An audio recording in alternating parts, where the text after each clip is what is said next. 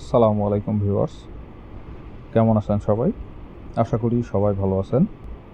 তো আমার বাইক মোটামুটি 14,000 কিলোমিটার প্লাস চলছে।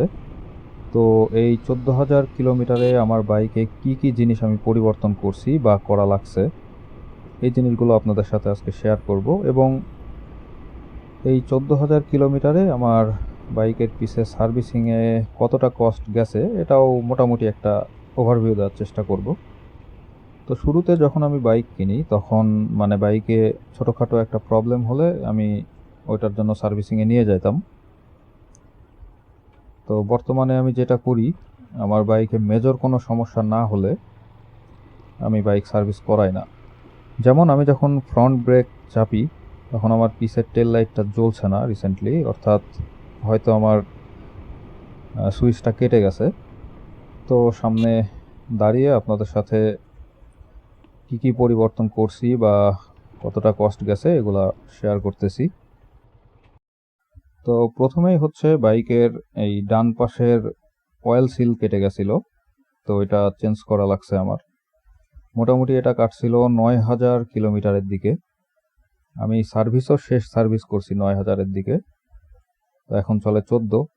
তো মোটামুটি সার্ভিস ছাড়াই এতদিন চলতেছে। তারপরে আমি বাইকের এয়ার ফিল্টার চেঞ্জ করছি একবার 9,000 কিলোমিটারে, আর স্পার্ক প্লাগ একবার আমি চেঞ্জ করছি, ওটাও 9,000 কিলোমিটারে। আর দেখতে পাচ্ছেন আমি বাইকটির চাপা এখনো লাগাইনি, আমার হেডলাইট ডাইরেক্ট। আর বাইকে হ্যালোজেন বাল্ব ছিল, তো এটা চেঞ্জ করে আমি এলইডি লাগাইছি, এই যে দেখতে পাচ্ছেন এটা। আর আমি কোন হেডলাইটটি লাগাইছি এর ভিডিও আপনারা হয়তো অলরেডি দেখছেন, অথবা যদি না দেখে থাকেন তাহলে দেখে আসতে পারেন। আর আমার বাইকের এই পেছনের চাকা আমি মোটামুটি যখন বাইক নতুন কেনার পর 500 কিলো মতো চালাই তখনই একবার লিক হয়েছিল পেরেক ঢুকে। তো তারপরে আমি ওইটাই প্রথমে টায়ার খুলে সিল করছি, সিল করার পরে জেল দিয়ে দিছি, এখনো মোটামুটি চলতেছে।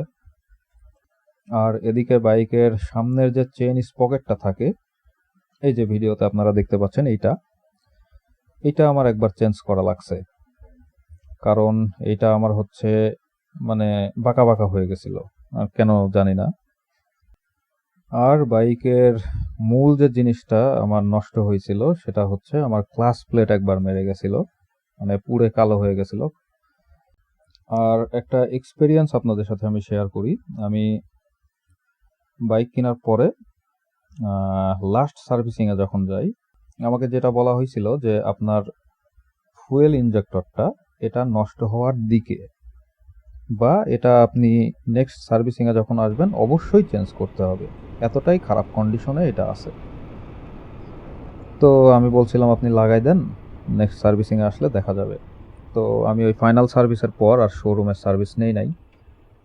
স্টিল আমার বাইক চলতেছে, ফুয়েল ইনজেক্টরে কোনো রকম সমস্যাও নাই। এটা কি বলবো, এটা ওদের খারাপ দিক বলবো কি ভালো দিক বলবো আমি জানি না, আপনারা বলবেন আপনাদের সাথে এরকম হয়েছে কিনা।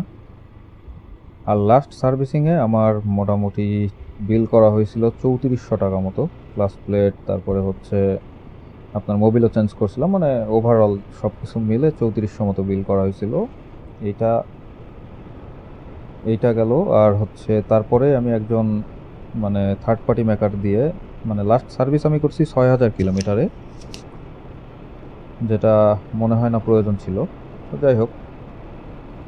আর তারপরে আমি আরেকটা সার্ভিস করি, এটা আরেকজন মেকার যিনি ইয়ামাহা ছাড়া কাজ করেন না, উনি ভালো ওভারঅল। তো এই সার্ভিসিংয়ে আমার মোটামুটি 2400 টাকা মতো বিল হয়েছিল।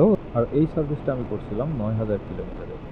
ওখানে মোটামুটি আমি চেইন স্পকেট, তারপরে এয়ার ফিল্টার, তারপরে আপনার ফর্ক অয়েল, এই জিনিসগুলো বেসিক যে জিনিসগুলো আছে ওইগুলা মোটামুটি সমস্যার দিকে ছিল, ওইগুলো আমি চেঞ্জ করে নিয়েছিলাম। তো আজকের মতো এই ছিল, ভালো থাকবেন সবাই।